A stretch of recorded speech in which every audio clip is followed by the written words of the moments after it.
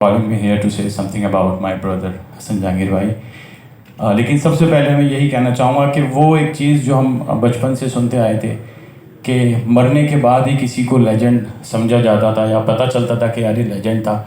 मैं अहमद शाह साहब को बहुत ख़राज तहसीन पेश करता हूँ कि ये सिलसिला जो शुरू किया और ये चल रहा है माशाल्लाह कि दुनिया में हमें पता चल रहा है अपनी ज़िंदगी में कि जो हमारे लेजेंड्स हैं वो लिविंग लेजेंड्स हैं और हमारे साथ ज़िंदा हैं। हमारी जो नस्ल है उनके लिए रोल मॉडल भी हैं। तो शाह साहब के लिए बहुत सारी तारीफ होनी चाहिए इस सिलसिले में। Thank you very much. शादी ना करना के वीडियो से लेकर चमक छल्लों के ऑडियो और वीडियो तक मेरा हसन भाई का साथ तकरीबन 35 साल से है, जहाँ मैंने बहुत सारे ट्रैवल भी किए, बहुत सारे अप्स एंड डाउन्स भी हमने देखे, शोज़ भी किए, शूटिंग्स भी की।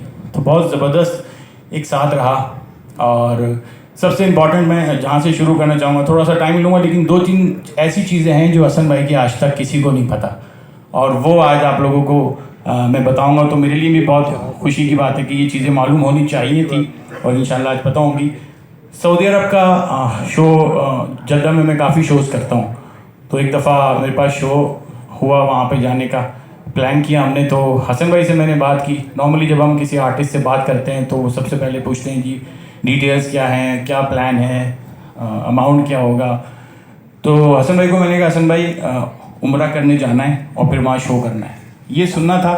तो हसन भाई ने कहा कुछ नहीं कहा। मैंने कहा हसन भाई पेमेंट करें, नहीं बस मुझे लेके चलो और वहाँ पे मैं उम्रा करने जाऊँगा, शो भी करूँगा, जो भी बोलोगे तो मैं जाऊँगा।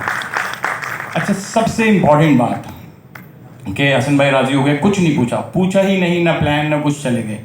अब हम सब के लिए जो वो पहली नज़र काबे पे पड़ती है वो बड़ी इंपॉर्टेंट नज़र होती है, बहुत अहम होती है। अब हसन भाई की सादगी आप देखिए कि यहाँ से हमने ट्रैवल किया, जद्दा एयरपोर्ट पे पहुँचे, जब जहाज़ ने लैंड किया तो सब अपने बैग्स उतार रहे थे, मैं भी उतारा था। हसन भाई मुंह नीचे करके खड़े हुए हैं। मैंने कहा हसन भाई बैग तो उतारें। कह रहे यार वो काबा नज़र आ जाएगा तो पहली नज़र मेरी ज़ाया हो जाएगी। मैंने कहा हसन भाई अभी हम जहाज़ में, यहाँ से काबा नज़र नहीं आएगा, आप चलें मेरे साथ, फिर मैं आपको बताऊंगा, क्योंकि मैं वहाँ काफ़ी मेरा यूज़ हुआ जाने का। तो फिर जब हम वहाँ पहुँचे मलिक फ़हद गेट पे, तो फिर मैंने हसन भाई से कहा हसन भाई अब आप नज़रें नीची कर लें, थोड़ी देर में काबा आपके सामने होगा। हम जब जाते हैं तो बड़ा सोच के जाते हैं, दुआएं मांगेंगे और अपनी आँखों को बड़ा ट्रेन करके जाते हैं कि यार आँख झपके नहीं। जब हम काबे के सामने पहुँचे तो मैंने कहा हसन भाई आपकी नज़रों के सामने काबा है, अब आप आँखें उठाएं। हसन भाई ने आँखें उठाई और मांगना शुरू किया।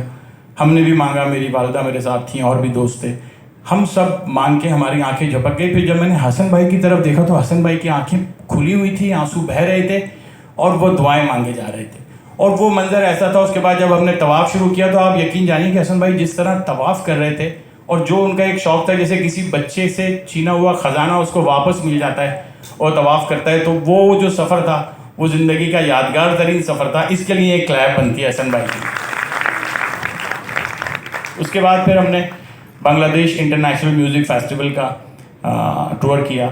उसमें 150 से ज़्यादा आर्टिस्ट थे और तकरीबन 40-50 मुल्कों से वहाँ आते थे लोग, और 12 से 14 घंटे का वो शो होता था। दोपहर 2 बजे से रात 2, ढाई 3 बजे तक चलता था।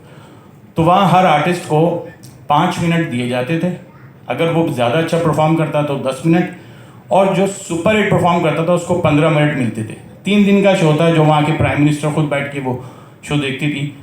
तो आप यकीन जानिए कि तीनों दिन वाहिद एक आर्टिस्ट ऐसा था जिसको तीनों दिन 15 मिनट मिले और वो हसन जहांगीर थे। फिर हमारे मुख्तलिफ टीवी चैनल्स पे इंटरव्यूज़ हुए जिसमें ETN पे था एक हमारा शो, तो वहाँ 1 घंटे का हमें स्लॉट दिया गया कि 1 घंटा आपने प्रोग्राम करना है।